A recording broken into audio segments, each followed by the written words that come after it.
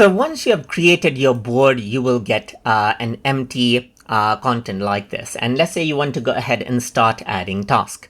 So to do that, I'm going to go ahead and add task right here. And let's say, for example, add in the name of the task. For example, I can go ahead and say, like, let's say, for example, animatics for script number 3. Let's say, for example, and I can simply go ahead and add that task right there.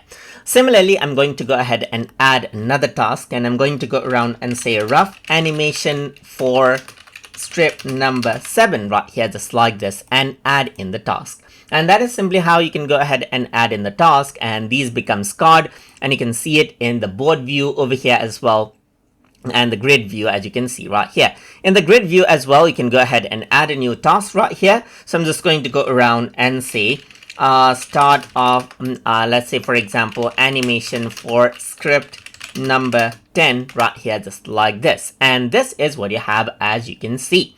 So now you can see it on the board as well, and even go ahead right here and take this into buckets as you wish. But over here you can see that these are just to do right now. And that is how you can go ahead and start adding out tasks as you need inside of Microsoft Planner. So I hope you guys learned something as always. And as always, please like, comment, share, and subscribe.